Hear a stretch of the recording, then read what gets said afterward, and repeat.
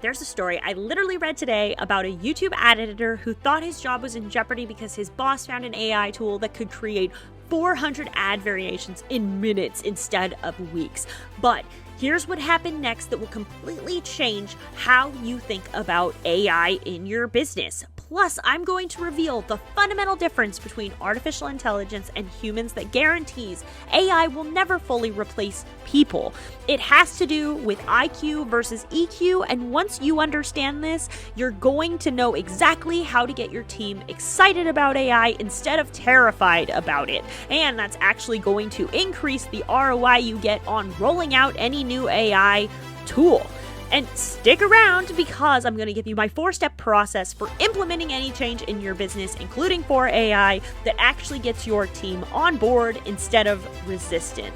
And that starts with, welcome back, everyone. So the question we're answering today is, what if my team is resistant to using AI because they're afraid it will replace them? And totally fair question, right? And it's a very relevant topic right now. So I am going to point the finger here because we got to figure out where this question came from in order to understand why it's something you have to overcome. And I'm not normally a finger pointing type of person. I'm not normally somebody who likes to push blame, but I totally blame the news for this. I blame the news because they were like, AI, we're afraid. Everyone be afraid AI is going to take all of our jobs. Well, okay, here's the reality. AI cannot flip a burger. Like, I get it. Obviously, everyone has higher aspirations than burger flipping, but the reality is AI, by definition, cannot flip a burger, meaning AI cannot take every single job. Sure, some companies have come up with some robots for cooking and things like that, but the point is that human action items, literal physical items, AI cannot do those. And this is an example of something AI can't do. And if the news is scaring everybody that AI is going to take all the jobs, and the fact is that AI cannot do all the jobs, so to make a blanket statement like that and scare everybody is, putting fear in everybody's hearts and minds is just frankly irresponsible. So, I mean, do we expect anything else from the news? No. But when we think about it, it's like, who should be in fear then? So they're like, oh, okay, well, it's going to take doctors' jobs. But really what we're going to do is we're going to be giving doctors bigger databases so they have more information to diagnose us with, which sounds better to me, if you ask me. We don't have to rely on them keeping all that information in their heads, which also sounds better as well. And let's look at mechanics. So you're not only going to have your own database of information or Google search, you're going to have the ability to do research where you can go ask AI, which has access to a database of databases of all the cars. So when you're stumped, which for the record, not everybody knows the answer to every problem, so it's going to happen, bound to happen once or twice, but you're going to have access to more information. But if we think about it, AI cannot fix the car. AI can give a recommendation for medication, but it cannot prescribe medication either. So when it comes to, there are certain aspects of work that still require a human. However, they are being enhanced by what AI can do kind of, in the background as like a supporting character. Because, like, for instance, AI has no bedside manner, right? That's apparently like a part of doctors' schooling, right?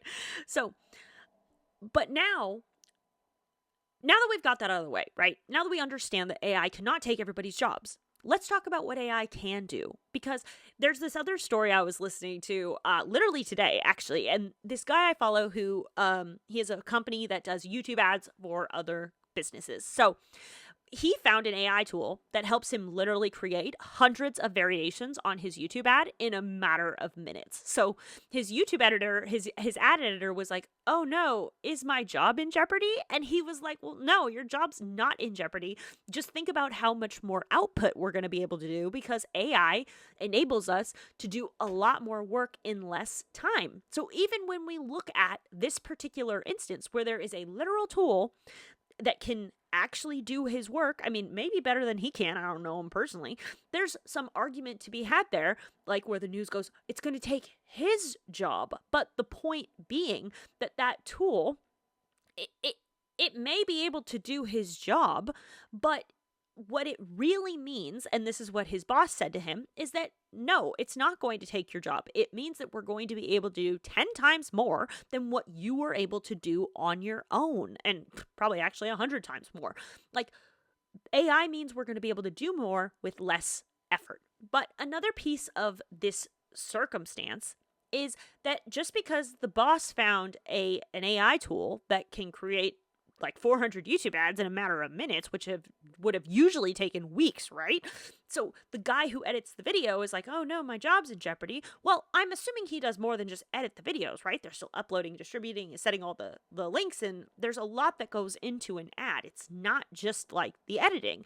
So at the end of the day, the guy's worried about his job being taken, but somebody still has to do that work. AI cannot do everything. So if you think about it, he's actually going to have more expectations on his output now because he's going to be able to use this tool to do 400 times more than he was before. And, it's not, you can't fire people. Well, like if he did fire him, like let's look at this, let's play this out, right?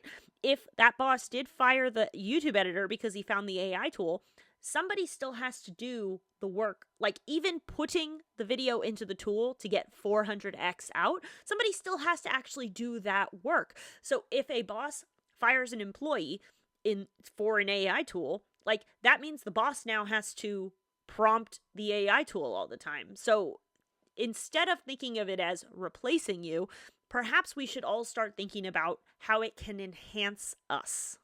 I mean, like, I'm trying to paint this picture.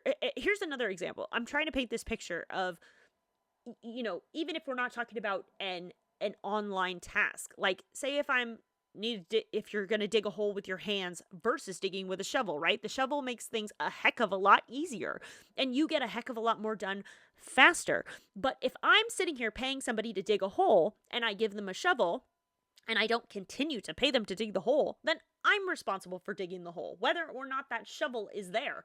So it's not, when it comes to people being afraid that AI is going to take their job, the reality is someone still has to prompt AI to do that work. Someone still has to double check AI is doing the work correctly. So the real thing you could be telling people is that their jobs may look a little different because they're not going to be solely relying on their own mind to do their work, which brings us to the biggest difference between artificial intelligence and humans, and why, by definition, AI will never take the place of people's jobs completely.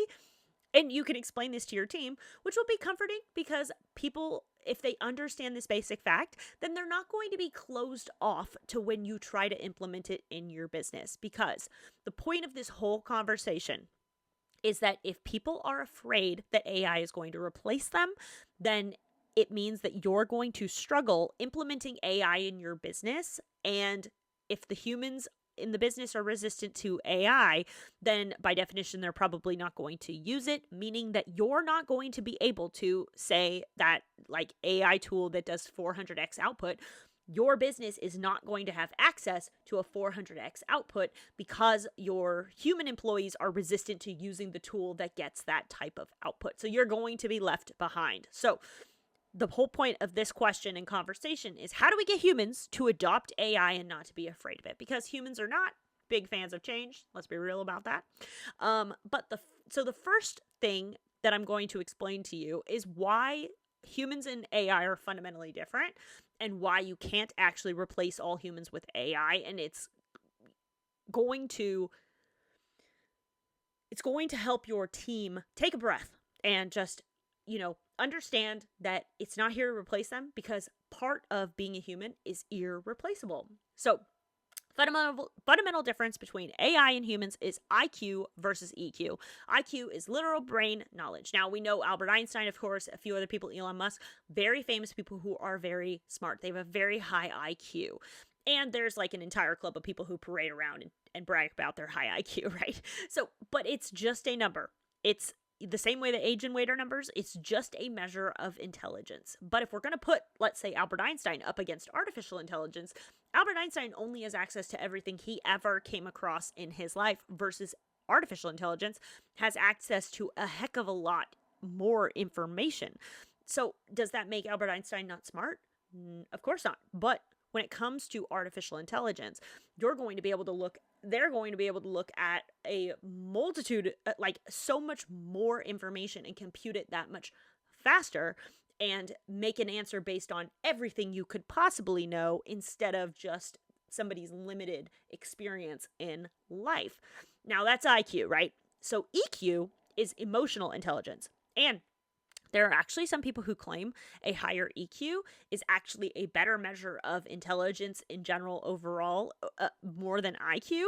And that's because this is me speaking in generalities. I am not talking about you specifically, but people who have a high IQ tend to be a bit more socially challenged versus people who have a high EQ thrive in society, right? We are we are group creatures. We are herds.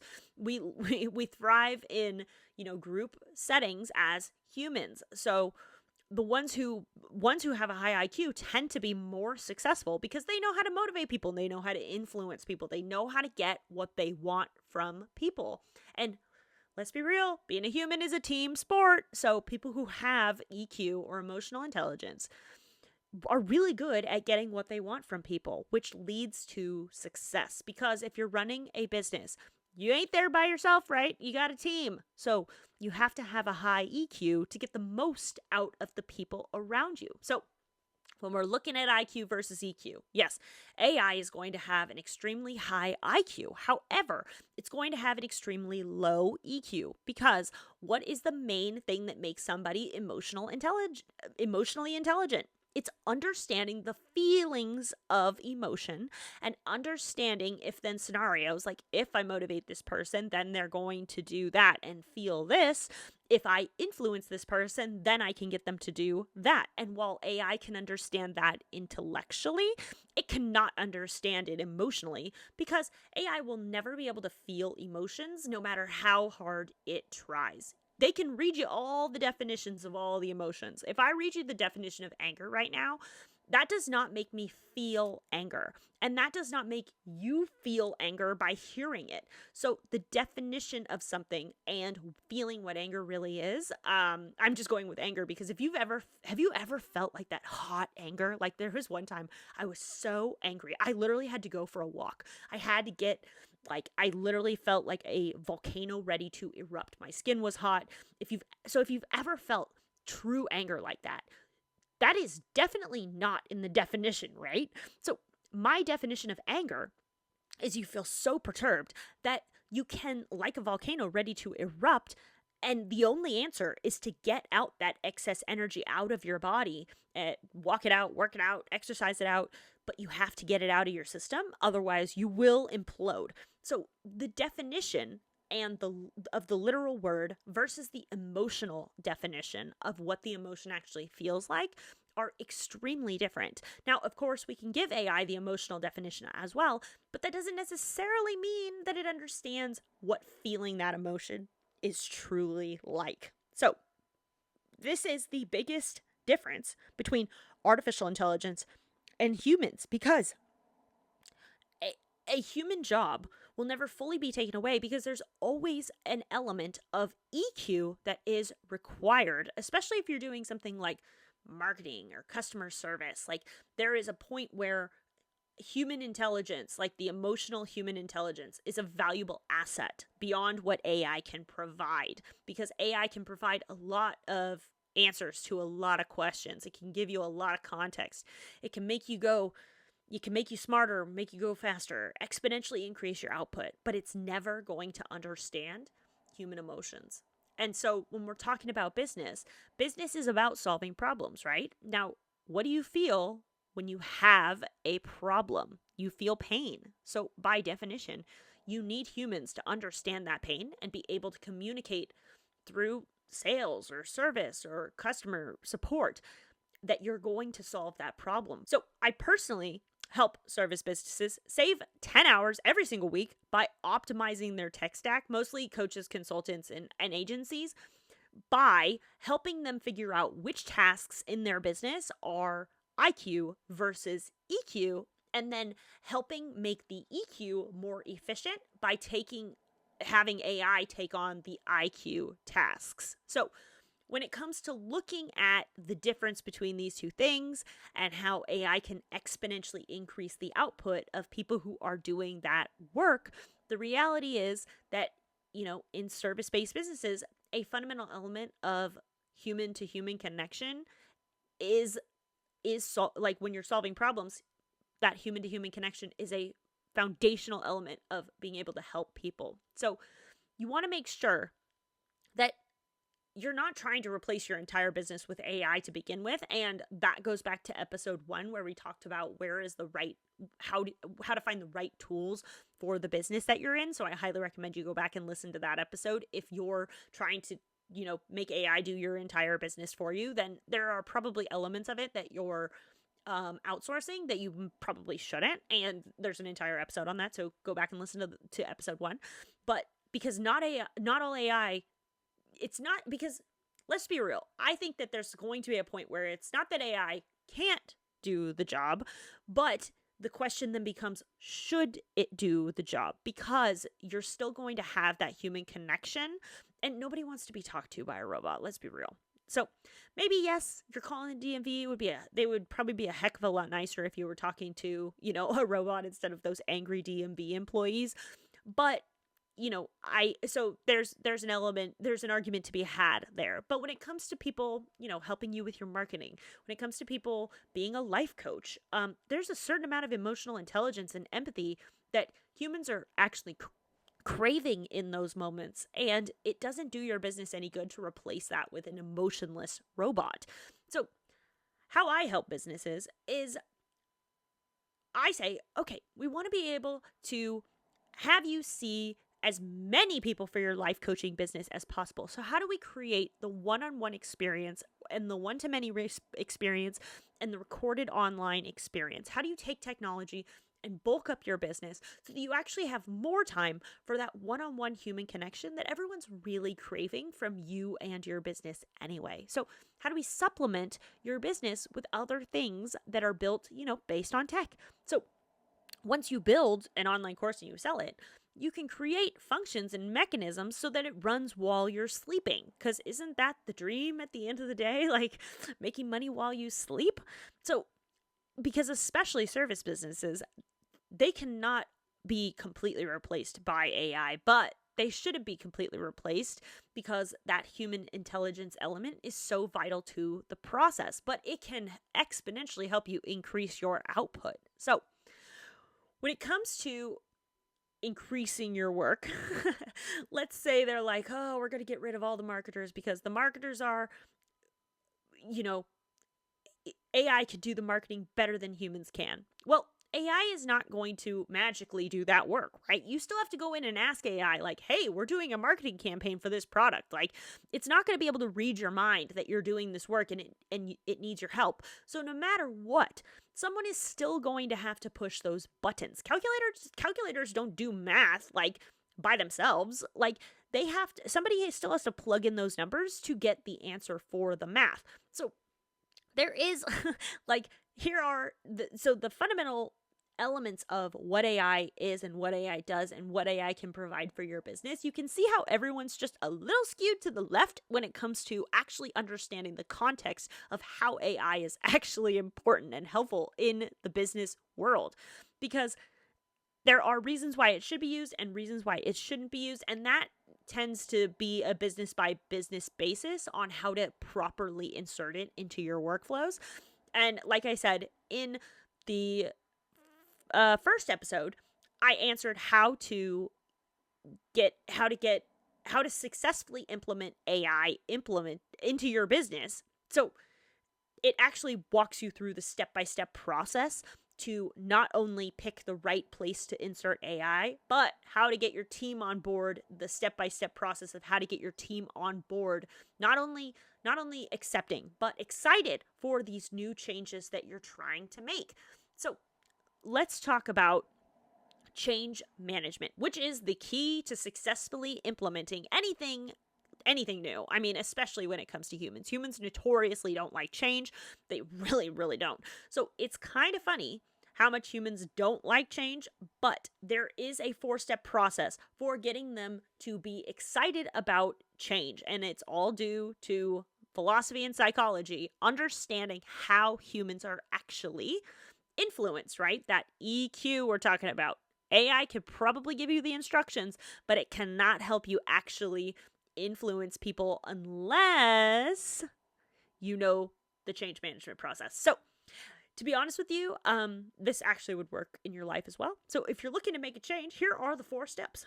But especially if we're talking about how to implement AI in your business, because over my 10 years of tech consulting, the number of times that I've actually built tech and workflows for people, and then they just they didn't do anything with it, right? They didn't do the proper training and implementation within their company. And I'm just a consultant, right? Like, I'm sitting over here like, hey, you may want to, do these few steps. And if they don't do it, I really can't do anything about it. I'm just sitting there watching from the sidelines.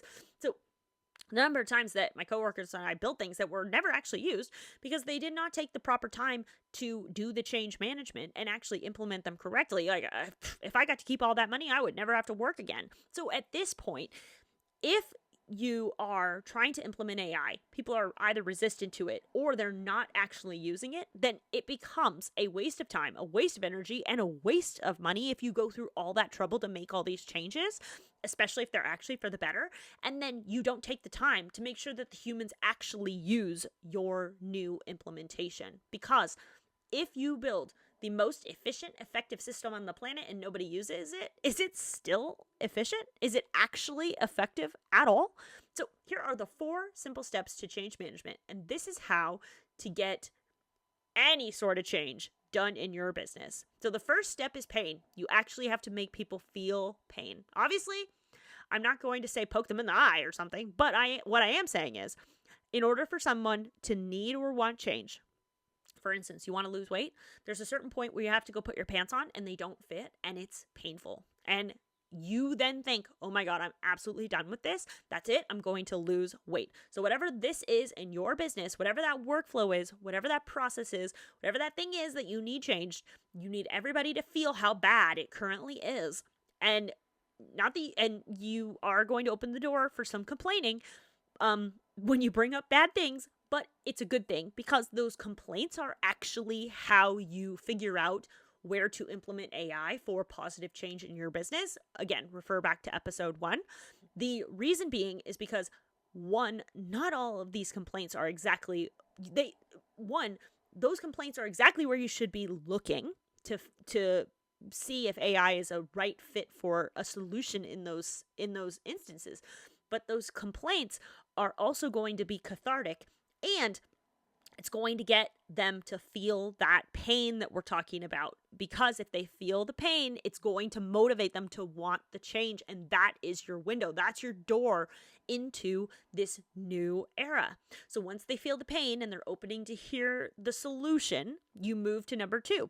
Phase 2, which is demonstration. Now, demonstration doesn't have to be physically a demonstration. Sometimes it can come in, demonstrating the AI tool visually, but sometimes it's actually just listening to a demonstration of what life will be like, or even just verbally explaining the demonstration of fixing the pain through the solution. So, like, for instance, sales calls are all demonstrations. It's a verbal demonstration of how somebody's going to transform their life, how to get from point A to point B. So if you're selling somebody a trip to Hawaii, you're not selling them the plane flight. You're selling them the Paradise Island getaway. So if I was going to sell you a trip to Hawaii and I say, yeah, the planes are really small and they're kind of cramped and it's kind of a long flight, if I'm being honest. So you're all of a sudden like, oh, that sucks. Like, I don't think I want to go to the Paradise Island anymore. So you have to sell the island getaway, not the mechanism to get there. So whether verbal, audio, or visual, whatever type of demonstration you put together,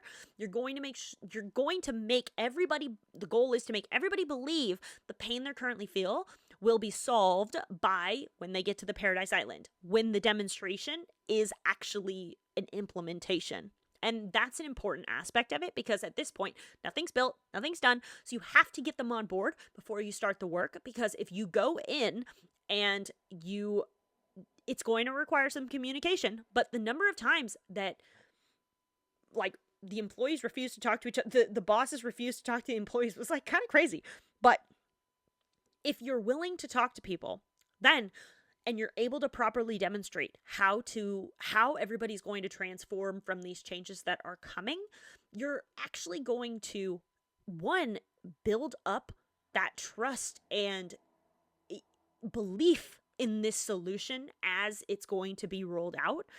but it's going to lead you into step 3, which is getting people involved in the process. Brendan Burchard had an amazing quote: "People will support that which they help create." And it's applied in so many ways, in so many different aspects of business that I've recognized over the years, but it's a very simple way to get people to buy into the solution that you're pitching them. And that's simply by getting them involved in the process of you building it. That doesn't mean they have to like look over your shoulder of the developer or be in the room or be in the meeting. It does mean, though, that they need to be aware of how the Paradise Island is coming along, and it's actually better for them to be able to see it as it's built, because it's going to get them more excited along the way. Because change management is not about the actual like logical changeover from like how it was to how it is gonna be. It's actually about the emotional change everybody's making from the bad way to the good way.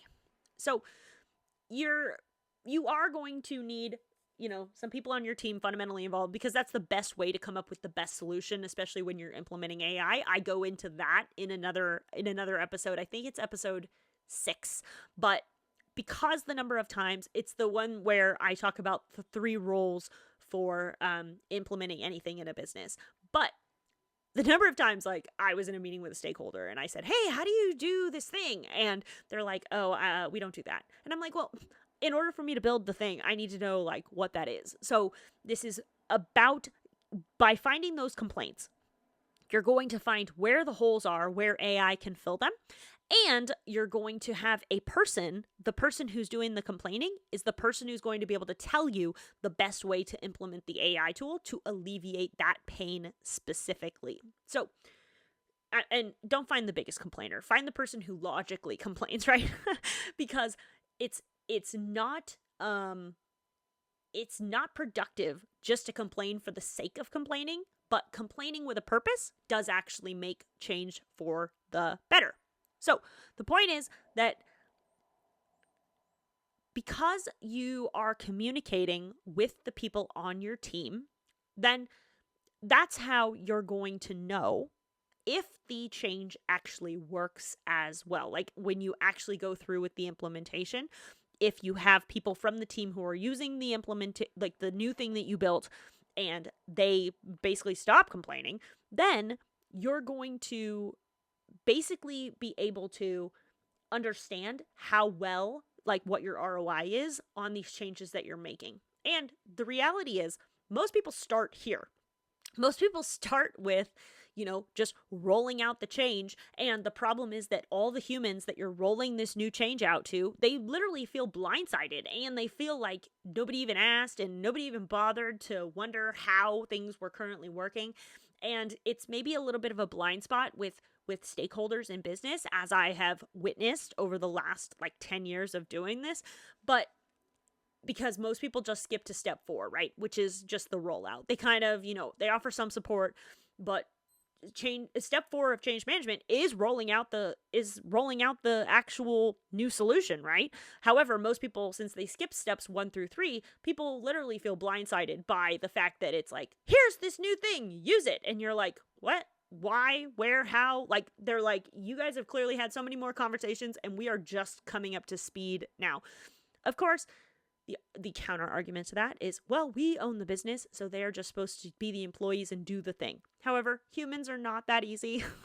Like, hate to break it to you, but if you have humans in your business, the whole reason I made a joke about this in one of the other episodes, because it was like, yeah, everybody wants an employee that doesn't complain and doesn't talk back until it does something stupid, and you're like, oh, hey, if I had an employee that was kind of talking back to me, like maybe AI wouldn't have done that dumb thing.